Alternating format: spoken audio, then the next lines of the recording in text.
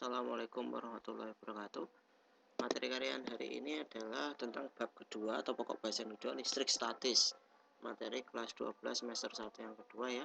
Listrik statis itu adalah pengertiannya listrik yang dipandang dalam kondisi diam.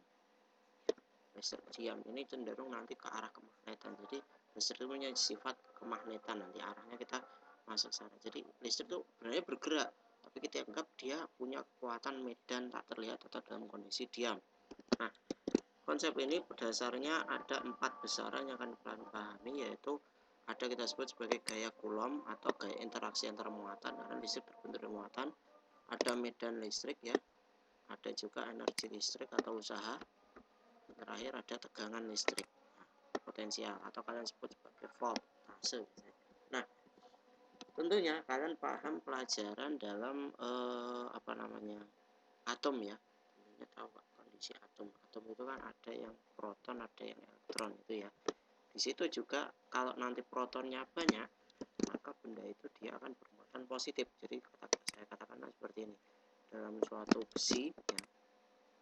Di sini ada protonnya, katakanlah ada 1, 2, 3. Nah, ini kan berarti dia plus 2 atau lebih besar ya.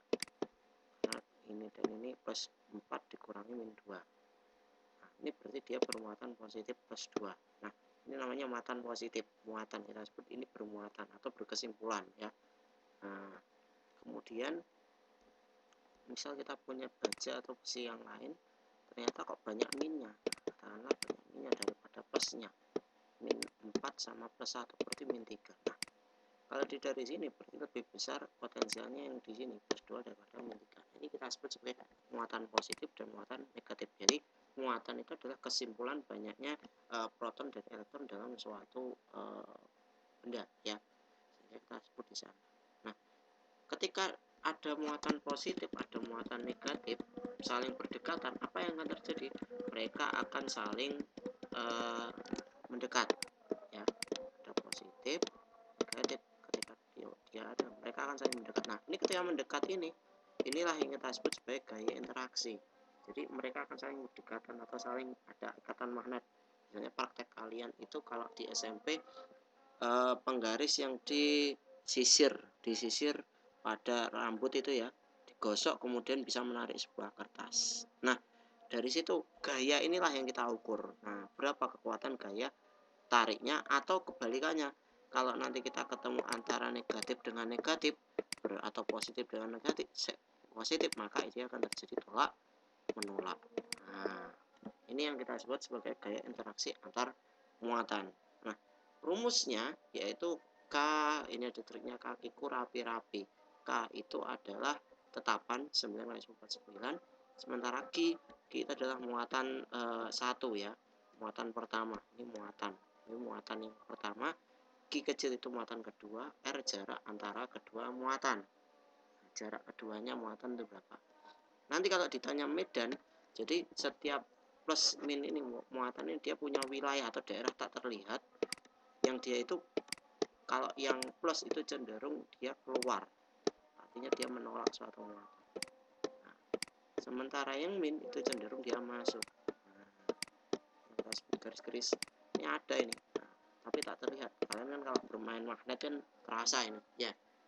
Ini dirumuskan dengan E itu adalah medan listrik, dan gaya dibagi Q atau gaya Coulomb tadi dibagi Q. Nah, kalau kita amati rumusnya sebenarnya semuanya hampir sama. Kalau kita amati ketika versi 2 yang saya kotak ini, ketika yang pertama itu kakiku R kuadrat per R kuadrat. Sementara ketika di medan itu hilang Q kecil, sehingga tinggal E kemudian kaki per R kuadrat. Ketika kasus medannya 0, ingat ini yang berlaku. Ketika nanti seimbang atau medan juga 0 juga berlaku. Kedua gaya itu seimbang. Nanti ada di latihan soal ya. Energi itu energi ketika suatu listrik itu bergerak dalam medan listrik tertentu. Jadi misal kita punya sebuah listrik ini ya, muatan proton atau elektron, itu dia bergerak, ini elektronnya bergerak dari A ke B.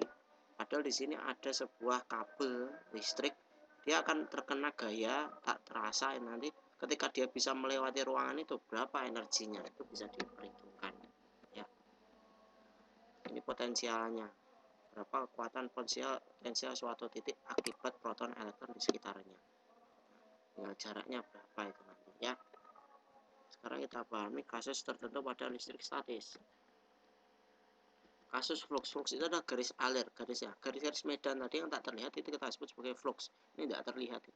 Nah, tapi dia garis-garis yang banyak. Ini dirumuskan E dikali A cos. E itu medan listrik, A itu luas dikali sudutnya berapa. Dan konduktor sejajar, ini kasus bola. Pernah mungkin kalian melihat ada permainan listrik yang ketika besi itu kalian pegang, rambutnya bisa naik ke atas. Nah, itu yang kita sebut sebagai bola konduktor listrik ya. Kalau nanti kita lihat medan di dalamnya ini medannya itu 0. Ketika nanti titik B itu pas kulitnya, itu baru dia memberikan listrik. Apalagi dia berjarak jauh lagi, dia memberikan listrik tapi lebih rendah medannya. Ini juga berlaku tegangan, cuman tegangan di dalamnya nanti kita tetap tersetrum ini. Nah, dia punya tegangan tetap kaki pakai R jari-jarinya R ini nanti. Kalau di B juga sama besarnya, kalau di C dia baru R kecil. Yang dikurang. Rumusnya hampir sama, cuman berbeda jari-jari ya.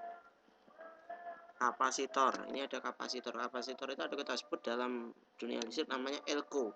Ini punya fungsi untuk menyimpan sementara tegangan. Nanti ada di video tentang apa itu elko dan cara penggunaannya. Di sini saya rumuskan energinya, rumusnya adalah ini setengah CV kuadrat. Wanita setengah caver triknya nanti ada ini.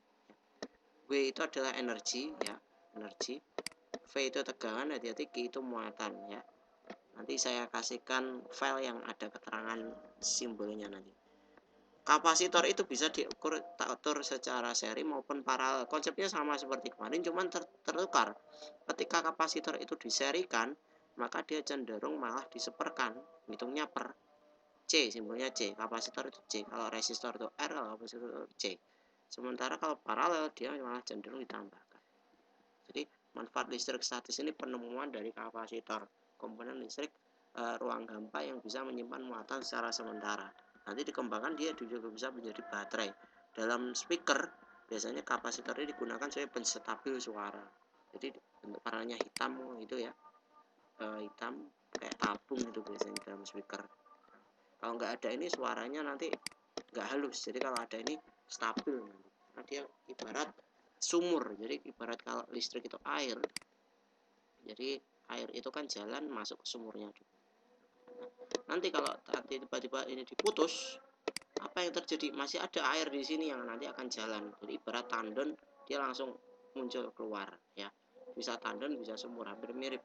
Jadi kalau nanti sumur dia ada di bawah, jalan ke sini, kalau nanti tandon di atas ya. Ini juga digunakan dalam charger. Kalau kalian punya charger di rumah, charger HP ya, yang canggih itu kan ada lampunya di sini, indikator itu ya. Nah, kalau kalian biasanya menggunakan charger, kalian buka aja, ini juga ada elko-nya, ini ada tabungnya. Kalian lepaskan cabut, ketika kita dicolokkan itu kan nyala, lampunya kan nyala. Nah, lampu merah itu. Tapi kalau dicabut ini nggak langsung mati, dia langsung matinya kayak pelan, redup dulu baru mati. Nah, itu kita sebut sebagai elko. Nanti tugas kalian meresum video yang akan saya sampaikan. Kemudian yang pertama itu, yang kedua kalian menulis materi ini dalam buku tulis beserta keterangan dari simbol. Itu saja, semoga bermanfaat ya. Assalamualaikum warahmatullahi wabarakatuh.